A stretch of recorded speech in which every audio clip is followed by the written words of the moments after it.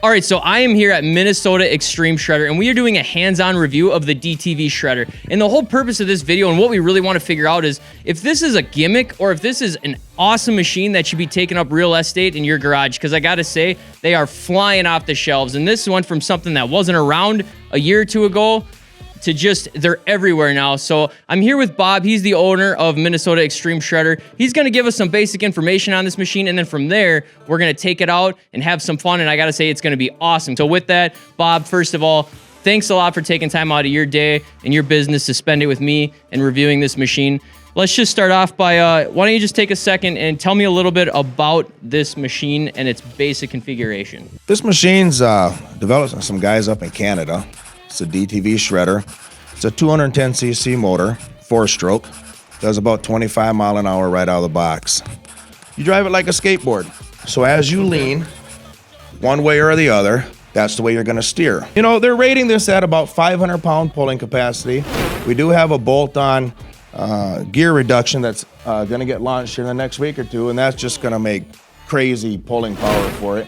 But guys that are wanting to do the workhorse with it, pulling your trailers, pulling your portable fish house or whatever, that's just gonna make it a really great deal for that. So with this machine here, we're running about 13, 14 horsepower. We've got electric start right here, right up on your dash. You've got ice breakers and whatnot right down in the machine, so it keeps everything clear. So, you know, as the mud and debris and snow get in there, it just breaks it right away. We've got individual disc brakes on each side. So guys especially want to do tricks and whatnot. My son, he likes to get out there and endo and flip around or whatnot with those disc brakes, and that's great. But when you let off, it just stops. And you'll get to see that when we get outside. Yeah, I'm pumped. We're gonna get on this. He's gonna kind of show us how it works, and then, like I said, we're gonna get it out in this snow and see what kind of fun we can have. 3 hours later. All right, so this storm is getting even worse, but we had an awesome time. Definitely got some good footage and some good riding in, but we're gonna get in the car because we got hours to drive, and we'll finish talking about this there. All right, so just a casual conversation about what was our impression of the Shredder after, you know, kind of spending a good amount of time on it, talking to all those guys about how you work on it, how, you know, you take care of them. Well, what do you think of it? So I guess first of all, I thought it was going to be kind of fun, but not like a lot of fun. Like I think, okay, it's going to be, you know, something different to check out. But I guess initial impressions are, I think it's amazing. I was really surprised by how much fun it was to ride. You know, I got on it and drove it, and I'm like, holy crap, this is a blast, you know? Absolutely. And I think that, I mean, it's like, it has a lot of capabilities that I didn't think it was going to have. I thought like, oh, okay, it'd be cool. You like tote around your property with it, but I see a lot of uses for it, which we'll get to in a minute. But as far as its overall capability, I mean, I definitely see why people would want one of these. Like, absolutely. Yeah. Okay, so let's talk about good and bad. Okay, so let's start with the bad. I always like to do the bad first because I don't like ending on a bad note. So the bad. First thing I have, no lights when hitting the lake. So one of the benefits of it is the ice fishing concept, and fishermen who like to go out early and come back late, there's no lights. So you're kind of screwed. You're gonna have to hold a flashlight while steering this with both hands, like a, you know, weird deal. Another, a good and bad, I will say, and that is that if you want extras, you're gonna have to pay for them. Now that's bad. Yeah. But it's good because you can get extras. So if you want the lights, you can get light attachments. You can get skid plates on the bottom of it. You can get that stuff. You're just going to end up paying a bunch of money for it. It's all said and done. Yeah. Another bad though? Yeah. Oh, no, go ahead. Is you gotta stand on it. I was just going to say that one. Yeah. I think, you know, it's cool to stand, and obviously you know, you get the most mobility with standing. Right. As far as the maneuverability and that of it. But I like the concept of, let's put a chair on the thing. You know, lower the bar a little bit and put a chair on it, and then, you know, I think you could have a lot of fun with a chair on it too.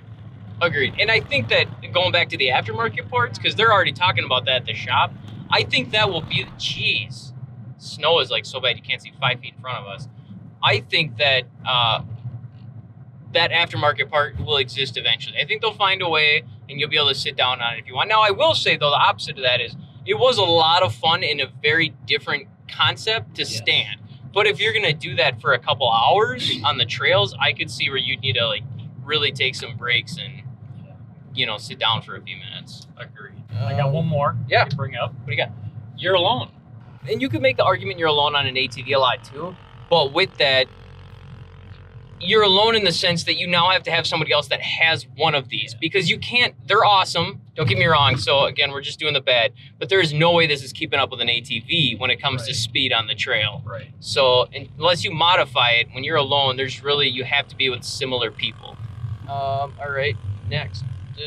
So he showed us how to start it right, but you really had to, it has electric start, which is great, but you had to have the gas. You had to give it like just the right amount of gas. No gas didn't work. Too much gas didn't work. So you kind of had to play with it to get a touch for it. Yeah, I mean, if a dealer didn't show us, if we would have had to figure that out on our own, it could have taken 20 minutes to figure out how to actually get that thing started every time. So, and that really leads into the whole reason that, you know, that is, I think, is because it's still carbureted control. Yep. It's an electronic carburetor, right? From what he said. Right.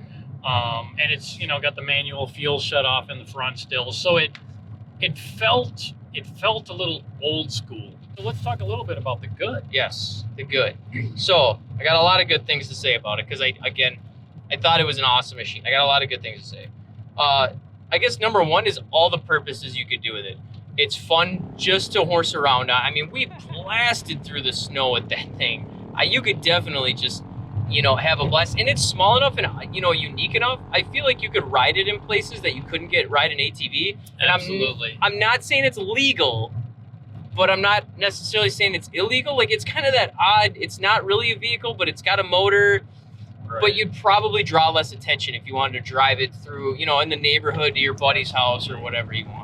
Right. I agree with that. I mean, as far as like getting on a toy and having fun, I don't know if you could beat this. It's almost like having a wave runner on the water to me. That's a really good analogy, yeah. Let's talk about what other things you think we could do with, well, go ahead.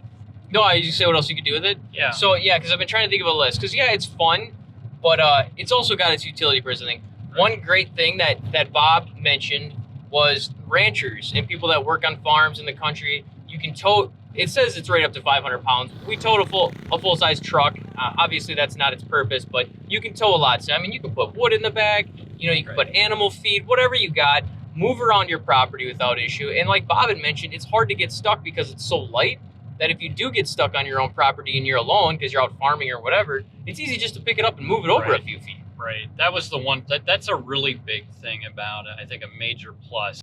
And I think you could have a lot of good uses for it on a farm because it's quick and easy too. You're just on it, you do your thing, you're off.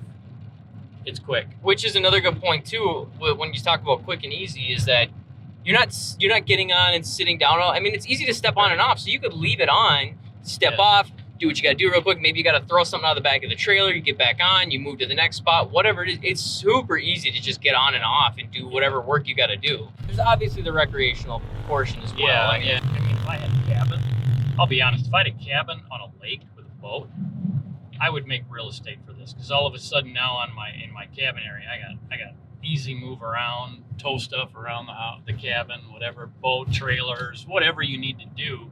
You could put a boat trailer in the water with that thing with a piece of cake.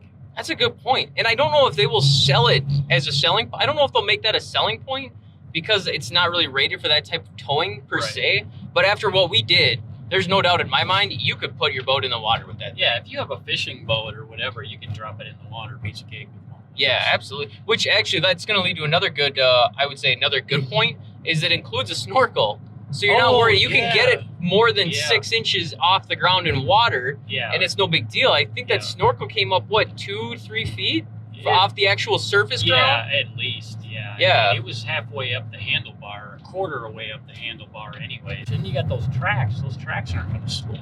No. They're not like tires, right? They're going to grip pretty well, and they're going to pull it right out. Now, obviously, you're not going to be pulling out your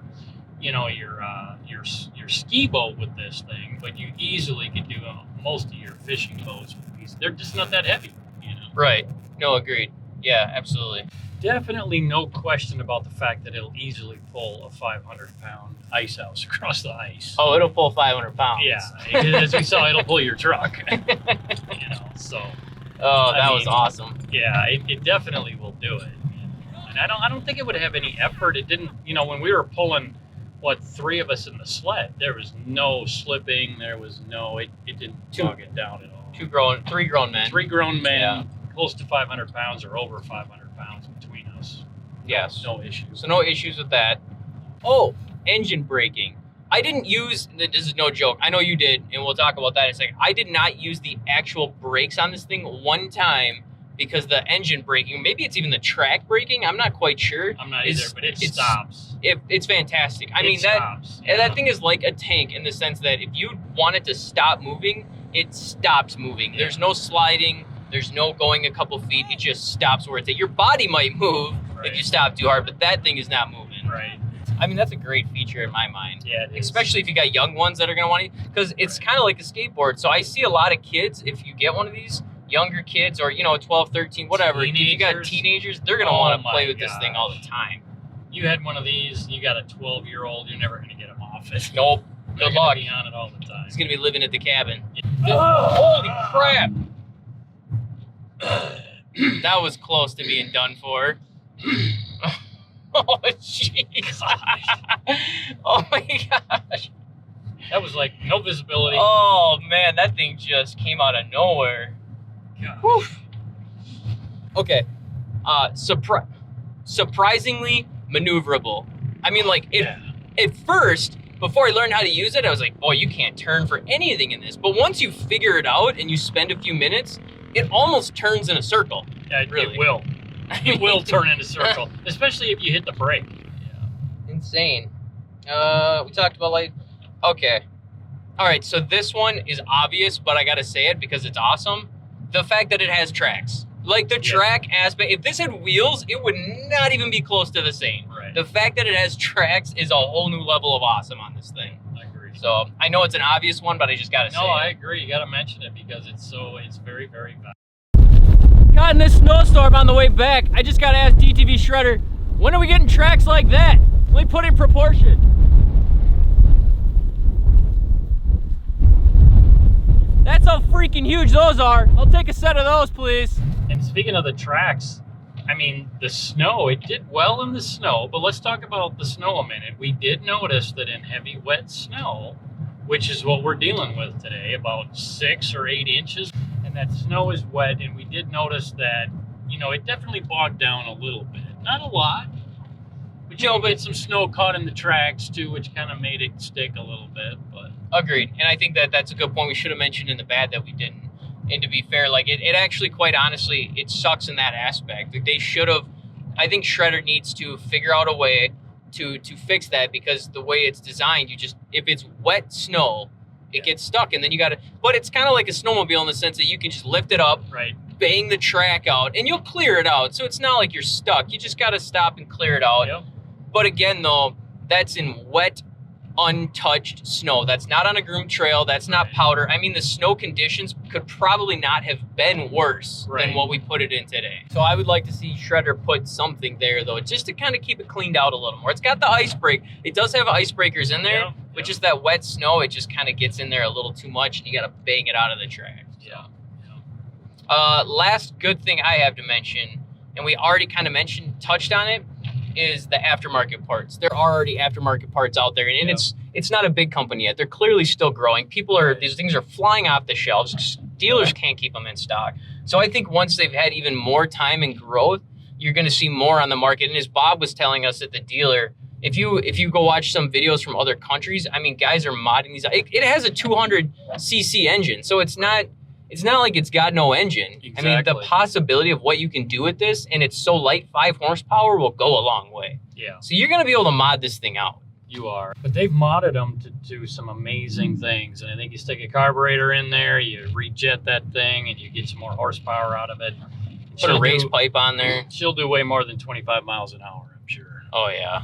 Man, that'd be fun, too. But can you imagine getting that thing up to like 40? I don't know, though. I mean, how do you feel about standing up going 40 miles an hour? I don't know. If you tilt a little bit and it starts turning, Yeah. the faster you I don't know, go, that's a that good might point. start getting tippy. That's a good point, yeah.